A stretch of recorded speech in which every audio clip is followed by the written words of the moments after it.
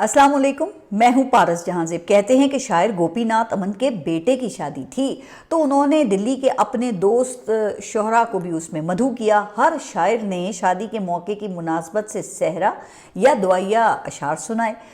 शोहरा में महेंद्र सिंह बेदी भी शरीक हुए। अमन साहब ने फिर बेदी साहब से दरख्वास्त की कि भाई आप भी तो कुछ इरशाद फरमाइए।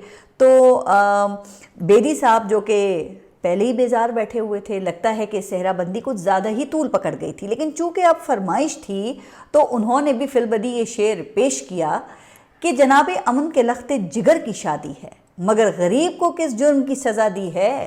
खैर, ये तो दावत में शरीक मेहमानों के तासुरात थे, लेकिन आज रावलपिंडी और इस्लामाबाद के शहरी वो तो बगैर दावत ही रुल गए, क्योंकि मुत्तहदा अरब अमारात के सदर तशरीफ़ लाए थे। इस्लामाबाद में आम तातील थी। शहर के मुख्तलिफ इलाकों को कोई दिन 11 बजे से दोपहर 3 बजे तक के लिए ट्रैफिक के लिए मुकम्मल बंद कर दिया गया था। अब वैसे तो आपको पता ही है कि यूएई वाले ज़्यादातर शिकार खेलेंगे, रहीम यार खान आते हैं और फिर वहीं से वो वापस चले जाते हैं। लेकिन अब बताया ये जाता है कि इस्लामाबाद में उनकी मुलाकात सदर और वज़ीर आज़म से तो थी ही, लेकिन बावसूख ज़राए की जानिब से ये बताया गया है कि उनकी इस्लामाबाद आमद की एक बड़ी वजह एक वीवीआईपी शादी में शिरकत करना थी, और ये शादी field marshal CDF Asim Munir की साहबजादी की थी। बहरहाल आगे बढ़ते हैं और बात करते हैं सियासी हालात हाज़रा की, जहाँ बिलाखिर तहरीक तहफ़्फ़ुज़ आईन पाकिस्तान ने वज़ीर आज़म की जानिब से जो मुज़ाकरात की ऑफ़र उन्हें की गई थी वो कबूल कर ली है।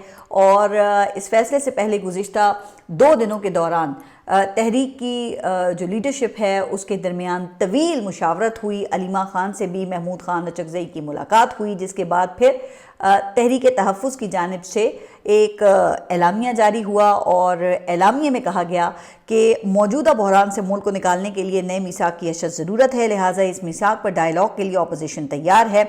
अच्छा, इस मीसाक में अब क्या क्या शामिल किया गया है, तो इसमें शफाफ इंतखाबात और मुतफ़िका नए इलेक्शन कमिश्नर की तकर्री, पार्लिमानी बालादस्ती, कानून की हुक्मरानी, इंसानी हुकूक की पासदारी, आइनी और जमहूरी इक़्तिदार की मजबूती के मौज़ूआत को शामिल किया गया है। और हुकूमत को इस बात का यकीन दिलाया गया है कि अगर हुकूमत 73 के आइन की बहाली और उससे जो जुड़े मौज़ूआत हैं, अगर हुकूमत उससे इत्तफ़ाक़ करती है तो फिर इमरान खान के दस्तखत करवाना वो महमूद खान अचकज़ई की ज़िम्मेदारी है। अलबत्ता तहरीक तहफ़्फ़ुज़ के रहनुमाओं ने यह भी वजाहत की है कि मुज़ाकरात में इमरान खान की रिहाई और केसेस के खात्मे की बात नहीं की जाएगी और ना ही कोई पेश की शर्त आयद की जाएगी। लेकिन दूसरी तरफ फिर पाकिस्तान तहरीक इंसाफ का मौक़िफ़ है कि हुकूमत मुज़ाकरात को एक दोगलेपन और अवाम को बेवकूफ़ बनाने के लिए इस्तेमाल कर रही है, लिहाजा पाकिस्तान तहरीक इंसाफ तो किसी सूरत इसका हिस्सा नहीं बनेगी और स्ट्रीट मूवमेंट की तैयारियां जारी रखेगी।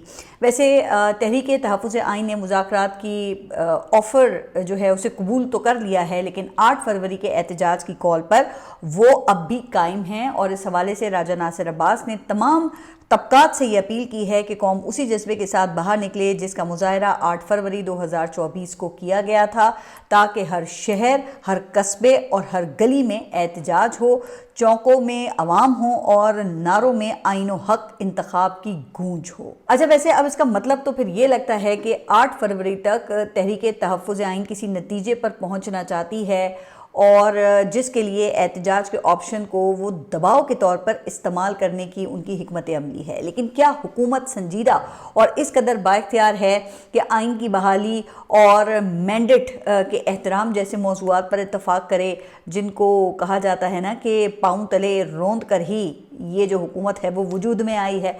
तो इस हवाले से हुकूमती हल्के अब खुद ये बात कर रहे हैं कि अगरचे शहबाज शरीफ को वहाँ से मुज़ाकरात की इजाज़त मिली है वहाँ से, लेकिन इतना ही मैंडेट मिला है जिसके ज़रिए वो अपोजिशन को बस टहला सकें।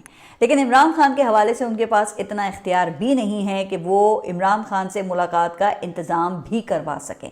अब इसका मतलब ये है कि फिर हर बात वो पूछ कर ही बताएंगे। तो चलें, जहाँ से पूछना है उनका ही ताज़ा तरीन फिर मौक़िफ़ भी देख लेते हैं। और इस हवाले से ये 2 दिन पहले कोर कमांडर्स कॉन्फ्रेंस हुई है, जिसके एलामिये में एक बार फिर दहशतगर्दी, जराइम और सियासी मफादात के गठजोड़ की बात की गई है। कहा यह गया है कि कौमी यकजहती, सलामती और इस्तेहकाम को नुकसान पहुंचाने की इजाज़त किसी को भी नहीं दी जाएगी, चाहे वो सियासी अनासिर हों या फिर गैर सियासी। اچھا، اب جیسے ہی یہ بیان سامنے آیا تو حکومتی تجزیہ کاروں نے اس کی تشریح کا بیڑا اٹھا لیا، بالکل اسی طرح جیسے کہ کسی شعر کی تشریح کی جاتی ہے کہ اس میں شاعر آخر کہنا کیا چاہتا ہے، تو اس معاملے میں بھی تجزیہ کار پھر ٹوٹ پڑے، کہنے لگے کہ اب اگر پاکستان تحریک انصاف نے احتجاج کی کوشش کی تو سختی سے کچل دیا جائے گا۔ اب یہ بات میں خود سے نہیں کہہ رہی، مین سٹریم اور سوشل میڈیا پر حکومت کے جو قریبی حلقے ہیں آپ دیکھ لیں کہ وہ مسلسل یہی باتیں کر رہے ہیں۔ اب ایسا ہے یا نہیں، لیکن سہیل آفریدی کی جانب سے اسٹریٹ موومنٹ کی تیاری کے اعلان کے بعد ایسے بیان کو اگنور نہیں کیا جا سکتا۔ اب آپ دیکھیں کہ اس تناظر میں کم از کم 2 باتیں جو ہیں وہ قابل غور ہیں، جن کا براہ راست تعلق پاکستان تحریک انصاف اور خاص طور پہ خیبر پختونخوا سے ہے، لیکن پہلے ٹائم لائن کا ذرا جائزہ لے لیتے ہیں۔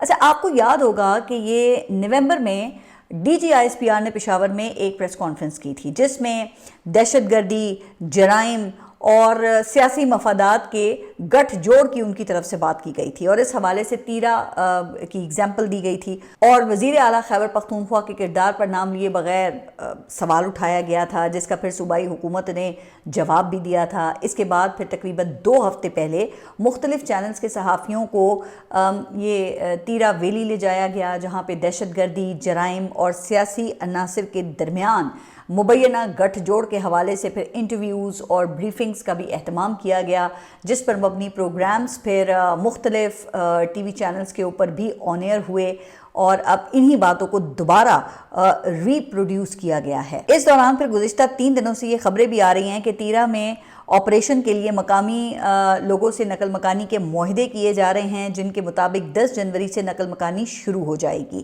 اچھا، اس پیش رفت کے بعد پھر گزشتہ روز خیبر پختونخوا کے وزیر اعلیٰ سہیل آفریدی اپنے علاقے خیبر پہنچے اور عوامی جرگے سے انہوں نے خطاب کیا، اور وہاں ان کا کہنا تھا کہ میرے خلاف منظم پروپیگنڈے کے ذریعے آپریشن کی اجازت کا جھوٹا تاثر دیا جا رہا ہے۔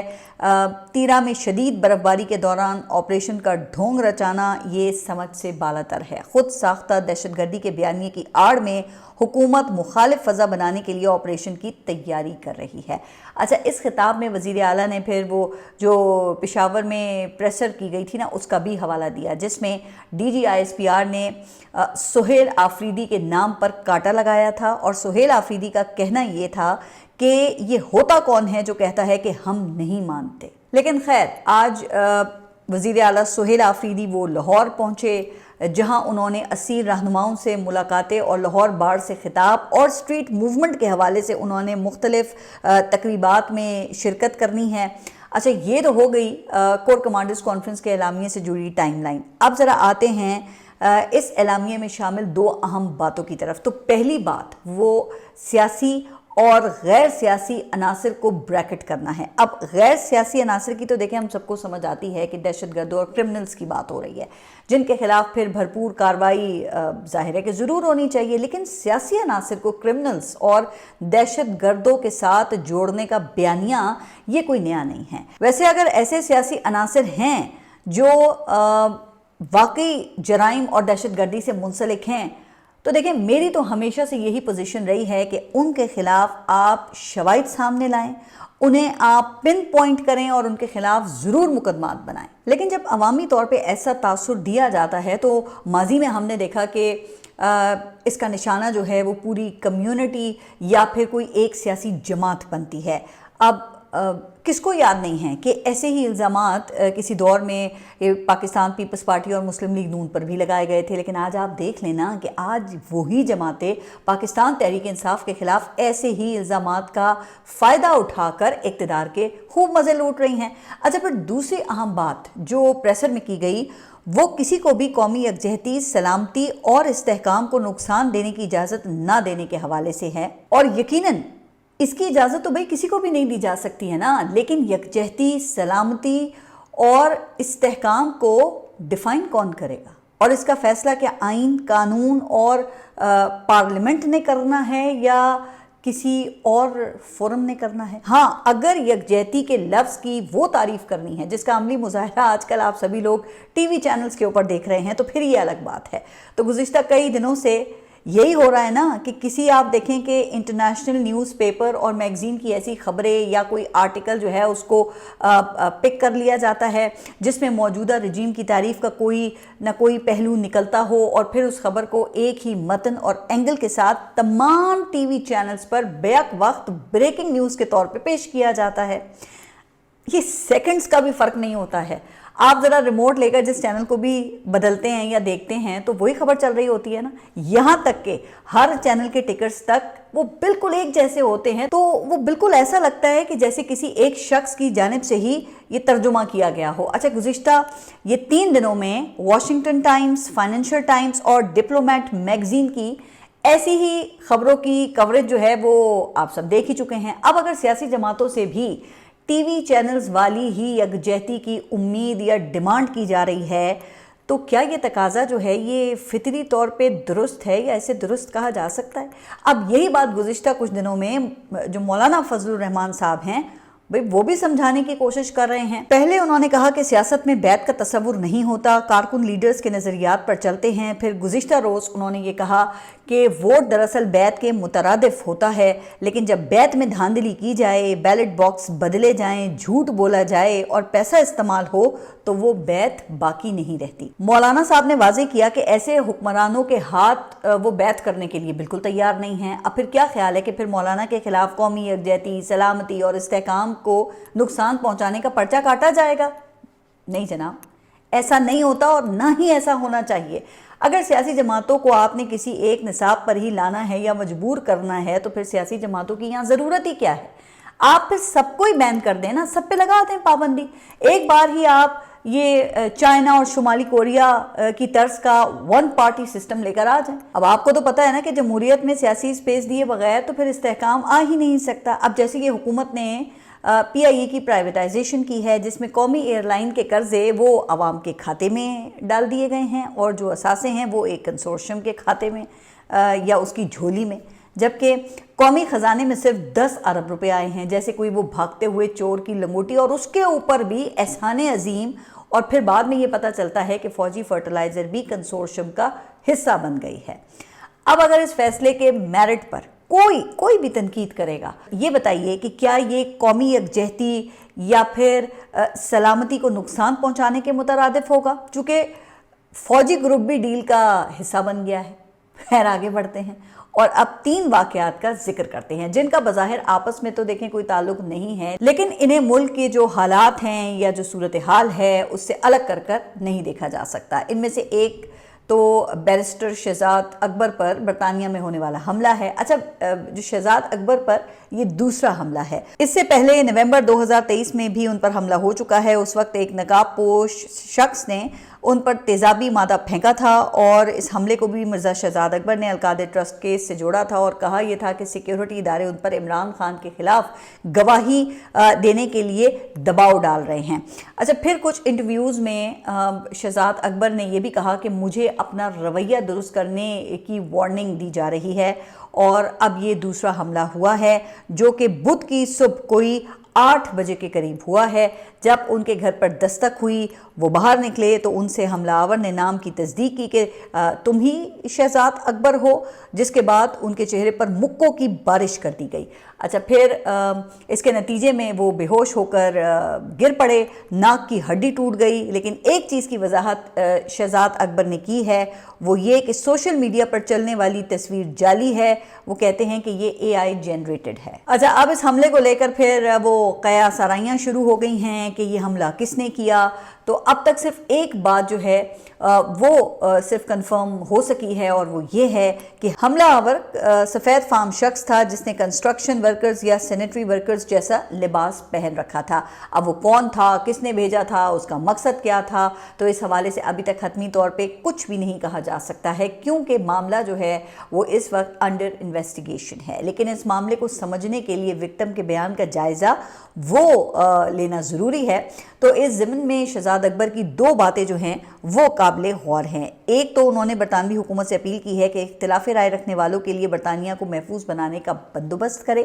دوسرا، ان کی جانب سے یہ واضح کیا گیا ہے کہ اگر کسی کو ان کے خیالات، سیاسی بیانات سے مسئلہ ہے یا ان کا چہرہ ناپسند ہے تو ایسی بزدلانہ حرکتیں ان کے عزم کو مزید مضبوط کریں گی۔ شہزاد اکبر کا یہ کہنا ہے کہ تشدد نہ مجھے ڈرا سکتا ہے اور نہ ہی سچ بولنے سے روک سکتا ہے، یعنی کہ دوسرے لفظوں میں انہوں نے سیاسی FIR کاٹ دی ہے۔ اب جس بات کی طرف شہزاد اکبر نے اشارہ کیا ہے، اس حوالے سے سوشل میڈیا پر حکومت کے قریبی جو یہ تجزیہ کار ہیں وہ دو مثالیں پیش کر رہے ہیں۔ ایک DG ISPR کی پریس کانفرنس کا جملہ، جو اس وقت انہوں نے کہا کہ جب فوٹیج میں شہزاد اکبر کو دکھایا گیا تو اس وقت DG صاحب نے کہا تھا کہ آگے چلیں، اس شخص کا چہرہ میں نہیں دیکھنا چاہتا۔ اچھا، جو دوسرا ریفرنس ہے وہ وزیر داخلہ محسن نقوی کا دیا جا رہا ہے، جو حال ہی میں ان کی حوالگی کی درخواست لے کر لندن گئے تھے اور حساب لینے کی بات کر رہے تھے، جبکہ اسلام آباد کی ایک عدالت نے مبینہ متنازع بیانات کے ایک مقدمے میں مرزا شہزاد اکبر کو اشتہاری ملزم بھی قرار دیا ہوا ہے۔ اب یقیناً یہ واقعاتی شواہد ہیں جن کی بنیاد پر کوئی بھی دعویٰ نہیں کر سکتا کہ یہ حملہ کس نے کیا ہے، اور ظاہر ہے اس کے لیے پھر ٹھوس ثبوت کی ضرورت ہے، اور شاید یہی وجہ لگتی ہے کہ پھر کھل کر ابھی تک شہزاد اکبر نے کسی کا بھی نام نہیں لیا ہے۔ لیکن مجھے حیرت ان لوگوں کے رد عمل کو دیکھ کر ہوئی جو شہزاد اکبر پر ہونے والے اس حملے کو بھی سیلیبریٹ کر رہے ہیں، اگرچہ ان لوگوں کا براہ راست حکومت سے تعلق نہیں ہے، لیکن ان کی اکثریت کے بارے میں تاثر یہی ہے کہ وہ حکومت کے ماؤتھ پیسز ہیں۔ تو آپ اس بات کا دیکھیں، پورا امکان ہے کہ ہو سکتا ہے نا کہ حالیہ دنوں میں شہزاد اکبر کی جانب سے کیے گئے جو دعوے ہیں وہ درست نہ ہوں، ان کے جو خیالات ہیں ہاں اس سے بھی اختلاف کیا جا سکتا ہے، لیکن سوال یہ ہے کہ کیا اس طرح کے کھلم کھلا تشدد کی حمایت کی جا سکتی ہے؟ ویسے بھی اگر کسی نے کسی سے متعلق کوئی غلط دعویٰ کیا ہے یا پھر الزام لگایا ہے تو وہ اس کے خلاف قانونی کارروائی کا تو پورا حق رکھتا ہے، جیسے بھی آپ نے حال ہی میں دیکھا کہ عادل راجہ کے خلاف ایک سابق آفیسر نے لندن میں کیس جیتا ہے، لیکن تشدد کی کارروائی جو ہے نا اس کی حمایت تو پھر بھی نہیں کی جا سکتی ہے۔ بہرحال اب کچھ لوگ ناسمجھی میں اس واقعے کو گلوریفائی کر رہے ہیں یا پھر وہ جان بوجھ کر ایسا کر رہے ہیں، لیکن ان کی یہ جو حرکت ہے نا اس سے لامحالہ موجودہ رجیم پر سوالات اٹھ رہے ہیں، یا کہہ لیں کہ موجودہ جو رجیم ہے وہ سوالات کی زد میں آ گئی ہے۔ اچھا، پھر جو دوسرا واقعہ ہے وہ تھوڑا سا پراسرار ہے۔ گزشتہ روز ARY کے ایک پروگرام میں احسن اقبال لائیو گفتگو کر رہے تھے کہ اچانک بیک گراؤنڈ میں ایک گرجدار آواز آئی، جیسے کوئی انہیں حکم دے رہا ہو کہ بند کرو اسے، جس کے بعد پھر زوم لنک اچانک بند ہو جاتا ہے۔ پھر خیر کچھ دیر کے بعد وہ یعنی کہ احسن اقبال جو ہیں وہ دوبارہ اسی پروگرام میں شامل ہوتے ہیں اور پھر وہ کہتے ہیں کہ آل از ویل۔ لیکن جناب سوشل میڈیا پہ تو چہمگوئیاں شروع ہو گئی ہیں نا کہ کون تھا جس نے حکم دیا تھا، کیا کوئی جن آ گیا تھا یا کوئی دیو تھا۔ بہرحال تشویش بڑھی تو پھر وہ وزیر اطلاعات جو ہیں وہ بھی میدان میں کود پڑے، اور ان کا کہنا یہ تھا کہ بچے ان کے اسٹڈی روم میں آ گئے تھے، ورنہ کوئی ایسی بات نہیں ہے، سب اچھا ہے۔ اب ہو سکتا ہے کہ ایسا ہی ہو بالکل، لیکن جو آواز پیچھے سے آ رہی ہے وہ بچوں کی نہیں لگتی، کسی بڑے کی آواز ہے۔ اور پھر یہ بھی کہ کیا کوئی بیٹا بھی اپنے والد سے ایسی زبان میں بات کر سکتا ہے؟ تو اب یہ کون تھا فی الحال تو مسٹری ہی ہے۔ بہرحال مزید آگے بڑھتے ہیں اور تیسرے واقعے کی بات کرتے ہیں۔ ابھی 4 دن پہلے ASP شہر بانو نقوی کا ایک پوڈ کاسٹ وائرل ہوا، جس میں انہیں اچانک ایک فون کال آتی ہے۔ وہ کہتی ہیں کہ ہاں جی خرم، بندہ پکڑ لیا ہے، رکو میں آ رہی ہوں۔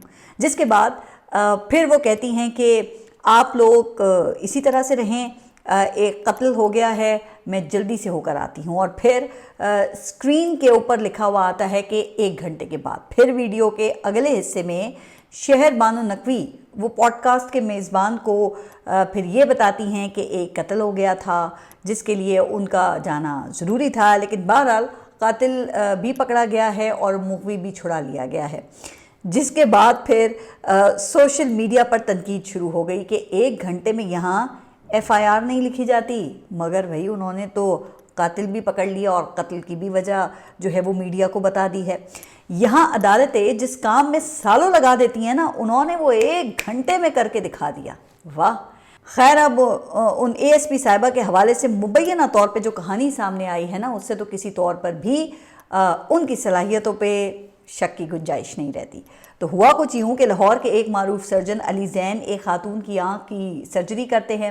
سرجری سے پہلے وہ جو مریضہ ہے وہ اس کو تمام تر معلومات دی جاتی ہے کہ آپ کا ویژن وہ کتنے دن میں ٹھیک ہو جائے گا اور یہ کتنا ٹھیک ہوگا۔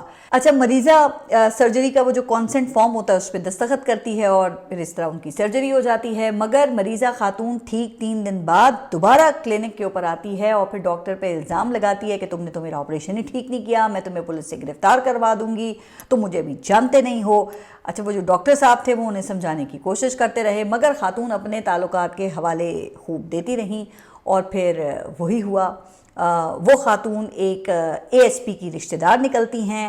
مبینہ طور پہ یہ جو اے ایس پی ہیں وہ شہر بانو نقوی ہیں، جو آپ کو معلوم ہے کہ جنہیں موجودہ رژیم میں بھرپور طریقے سے پروموٹ کیا گیا ہے اور ابھی حال ہی میں انہیں قائد اعظم میڈل بھی دیا گیا ہے۔ بہرحال رپورٹڈلی اے ایس پی اپنے اسی ایس ایچ او خرم کو بھیج کر دباؤ ڈالتی ہیں، جس کا ذکر پوڈ کاسٹ والے واقعے میں ان کی طرف سے کیا گیا تھا۔ ڈاکٹر کو کلینک بند کرنے اور گرفتار کرنے کی دھمکی دی جاتی ہے، جس سے ڈاکٹر ڈر کر 1.5 لاکھ روپے واپس کر دیتا ہے۔ مگر جناب، کہانی یہاں ختم نہیں ہوتی۔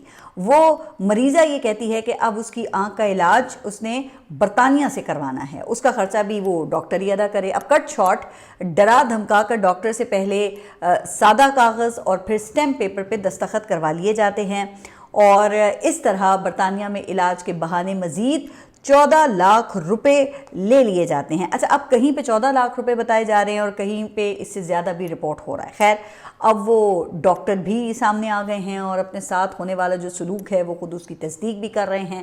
اب یہ ایک سنگین الزام ہے، لہٰذا سوال اٹھ گیا ہے اور بڑی شدت سے اٹھ رہا ہے کہ کیا وزیر اعلیٰ پنجاب وہ اس کا نوٹس لیں گی، جو اشتہاروں کی حد تک تو گڈ گورننس کے مینار تعمیر کر رہی ہیں، مظلوموں کے لیے مسیحا بننے کے وہ دعوے بھی کرتی ہیں اور اب تو مدعی بھی کھل کر سامنے آ گیا ہے، لیکن جس اے ایس پی شہر بانو نقوی کا نام آ رہا ہے وہ بتایا جاتا ہے کہ وزیر داخلہ محسن نقوی کے قریب سمجھی جاتی ہیں۔ تو کیا پھر یہی وجہ ہے کہ ابھی تک وزیر اعلیٰ مریم نواز نے چپ سادھ لی ہے؟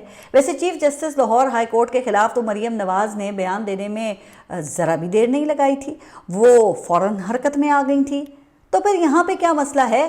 پھر اس سے تو دیکھیں یہی لگتا ہے نا کہ یہ معاملہ وزیر اعلیٰ کے پے گریڈ سے اوپر کا ہے۔ بہرحال آپ اپنا خیال رکھیے اور اگلے ولاگ تک کے لیے اللہ حافظ۔